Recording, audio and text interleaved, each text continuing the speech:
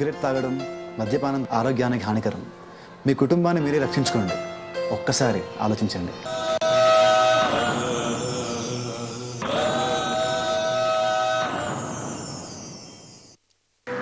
యథార్థ ఘటనల క్రమాన్ని వివరించేందుకు కొన్ని సన్నివేశాలను నటీనటులతో చిత్రీకరించడమైనది. పోలీసులు, బాధితులు, నిందితుల కథనం ప్రకారం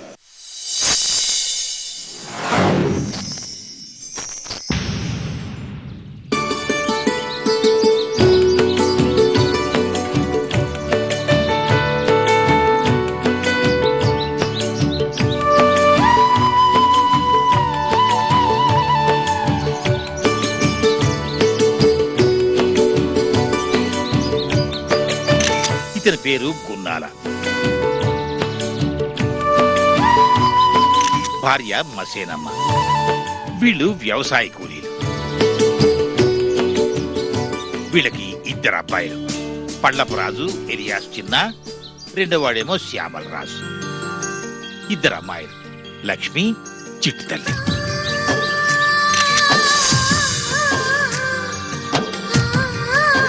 ఆ ఇంట్లో అందరూ లక్ష్మిని నిజంగానే లక్ష్మిలా చూసుకునేవాళ్ళు.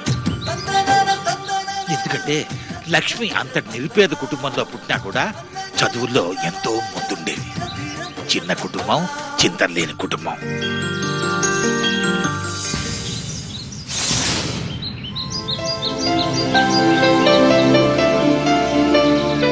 ఒకరోజు సాయంత్రం 5 గంటలకి మసేనమ్మ తన పని ముగించుకుని ఇంటికి వచ్చింది.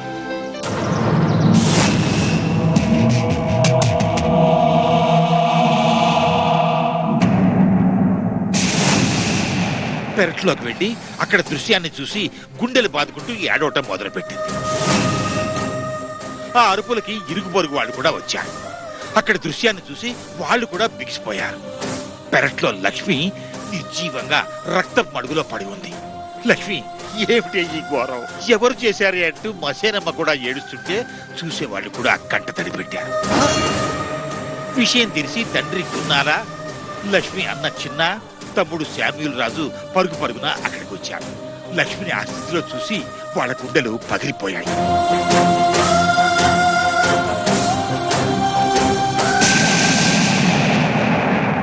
సమాచారం అందుకున్న కొత్తపేట పోలీసులు వెంటనే ఘటనా స్థలానికి వెళ్లారు. విచారణ మొదలుపెట్టారు. హంతకులు లక్ష్మి నోట్లో గుడ్డలు కుట్టి అతి దారుణంగా పొడి చంపినట్లు పోలీసులకి అర్థమైంది.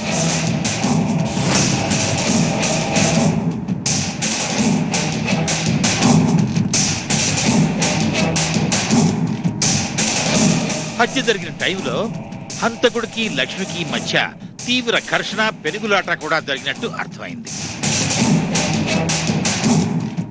పోలీసులు లక్ష్మి కుటుంబీకుల్ని విచారించారు. శత్రువుల గురించి ఆరా తీశారు. కానీ గున్నాల ఏమీ చెప్పలేకపోయాడు. కూరు చేస్తే గాని పొట్ట గడవని వాళ్ళం, నాకు శత్రువులు ఎవరుంటారయ్యా అని వెక్కి వెక్కి ఏడ్చాడు.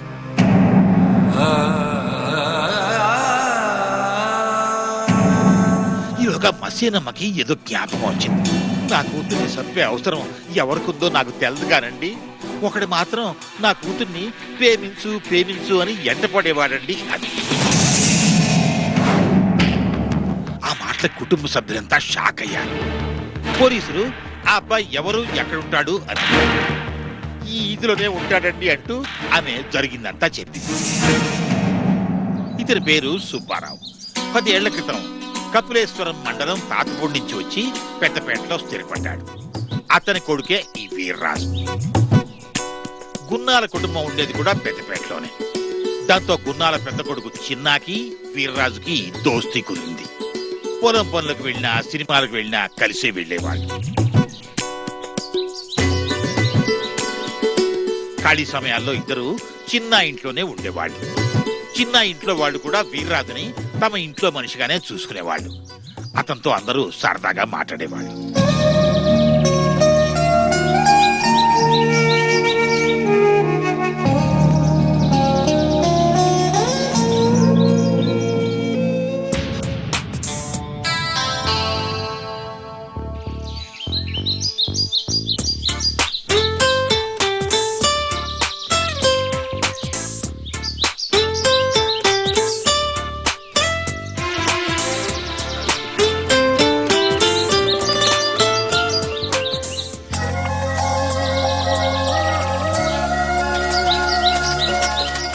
చిన్న వీర్రాజు ఎప్పటిలాగే పనిలోకి పెడుతున్నారు.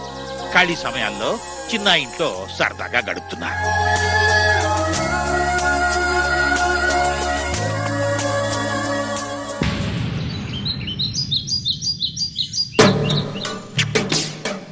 అయితే తన కూతురు లక్ష్మీ వీర్రాజు బయట రహస్యంగా కలుసుకుంటున్నారని, కలిసి తిరుగుతున్నారని తెలిసి మసేనమ్మకి నోట మాట రాలేదు.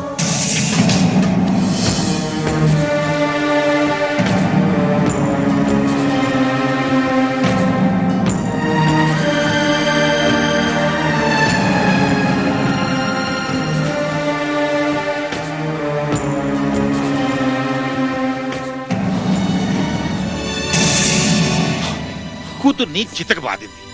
చదువుకుని ఏదో ఉద్ధరిస్తావనుకుంటే నువ్వు ఇలాంటి పాడు పనులు చేస్తావంటే అని కూతురు మీద విరుచుకుపడింది. దాంతో లక్ష్మి బెదిరిపోయింది.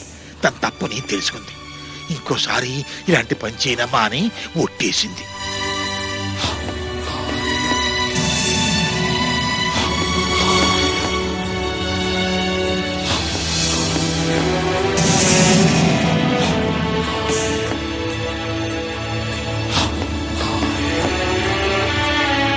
ఆ మర్నాడు పొద్దున్న వీర్రాజుని పిలిపించింది.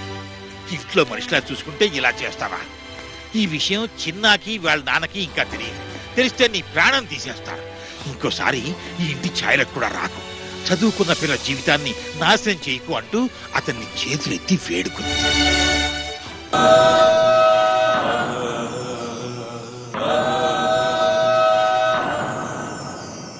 అంకుల్, ఈ బాడీ గార్డ్స్ ఎందుకు?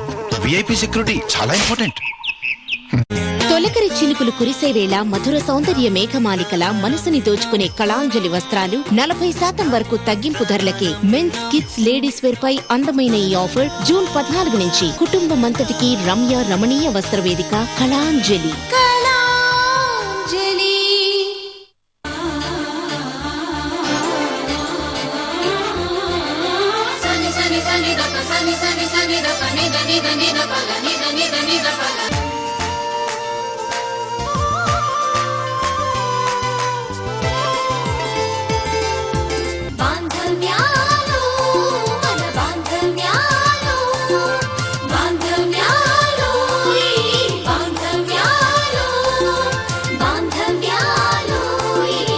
బాంధవ్యాలు సోమవారం నుండి శుక్రవారం వరకు రాత్రి 7:30 మీ ఈటీవీలో.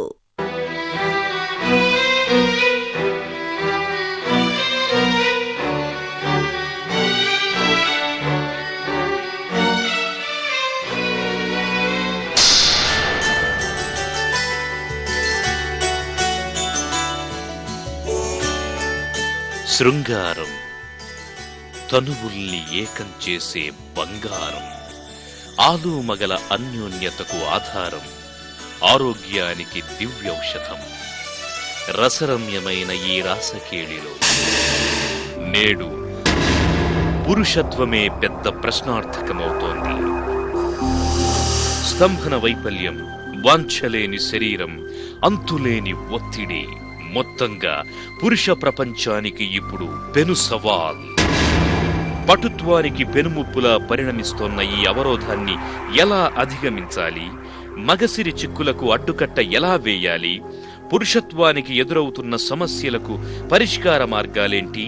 ఇత్యాది సందేహాలకు సమాధానంగా మీ ముందుకొస్తోంది సుఖీ భవ.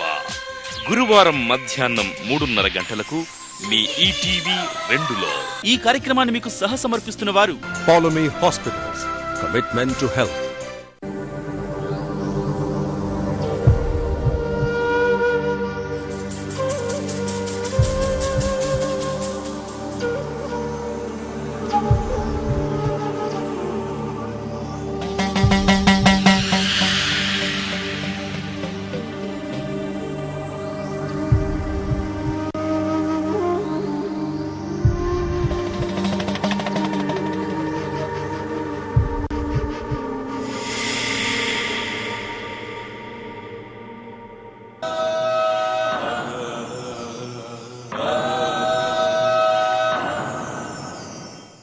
ఈ విషయం చిన్నాకి వాళ్ళ నాన్నకి ఇంకా తెలియదు. తెలిస్తే నీ ప్రాణం తీసేస్తారు. ఇంకోసారి ఈ ఇంటి ఛాయలకు కూడా రాకు. చదువుకున్న పిల్ల జీవితాన్ని నాశనం చేయకు అంటూ అతన్ని చేతులెత్తి వేడుకుంది.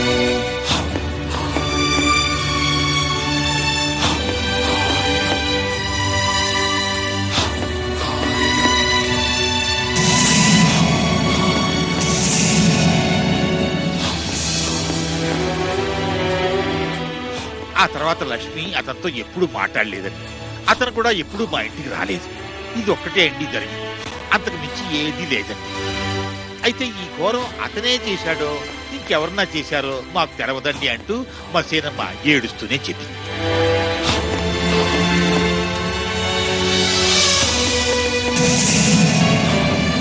పోలీసులు వెంటనే వీర్రాజును అదుపులోకి తీసుకోవడం కోసం ఒక పోలీస్ బృందాన్ని అతని ఇంటికి పంపారు.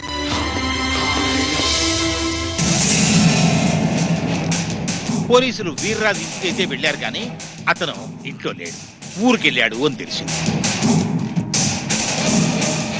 పోలీసులు ఇంట్లో వెతికారు.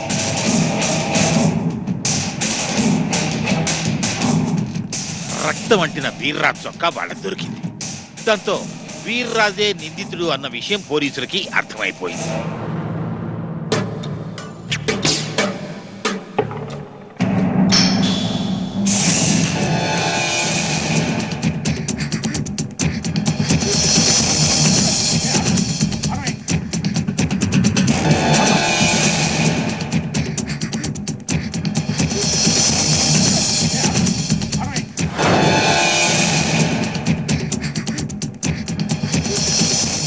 రహస్యంగా తలదాచుకున్న వీర్రాజుని పోలీసులు తన పకడ్బందీ ప్లాన్ తో వరవేసి మరీ పట్టుకున్నారు.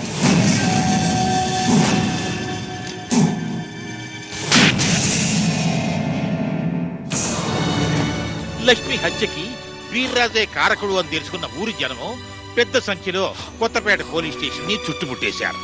హంతకుణ్ణి ఉరి తీయాలి, ఆడపిల్లల జీవితాలతో ఆడుతున్న ఇలాంటి ప్రేమికుల్ని చంపేయాలి అంటూ పెద్ద పెట్టిన నినాదాలు చేశారు.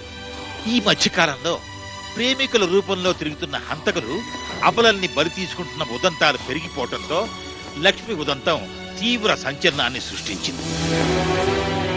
దాంతో జిల్లా ఎస్పీ నాగిరెడ్డి స్పందించారు. తర్వాత ఆ గ్రామం కూడా విజిట్ చేసినాను, వాళ్ళ తల్లిదండ్రులతో మాట్లాడాను. వాళ్ళంతా కూడా ఈ యొక్క ముద్దాయికి గట్టి శిక్ష పడే విధంగా, ఉరిశిక్ష పడే విధంగా చేయండి అని రిక్వెస్ట్ చేస్తున్నారు. సో వాళ్ళకి కూడా మేము కేసులో ఏమాత్రం లోపం లేకుండా చేస్తామని చెప్పేసి క్లియర్గా చెప్పడం జరిగింది. విచారణలో వీర్రాజు జరిగిందంతా చెప్పుకొచ్చాడు. అంత చిన్న వయసులోనే ఒక బాలికని అతి దారుణంగా చంపేసిన ఆ ఉన్మాది తన అపరిపక్వ ప్రేమ కథ గుట్టు విప్పాడు.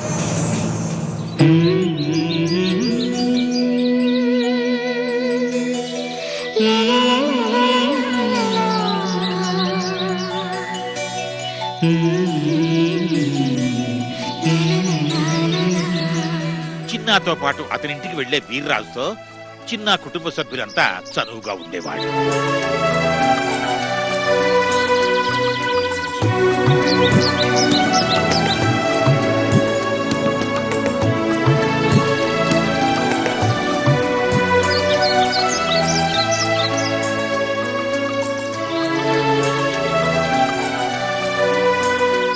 లక్ష్మి కూడా వీర్రాజుతో చనువుగానే మాట్లాడేది. సెలవు రోజుల్లో వాళ్లతో పాటు కూలి పనికి కూడా వెళ్ళేది.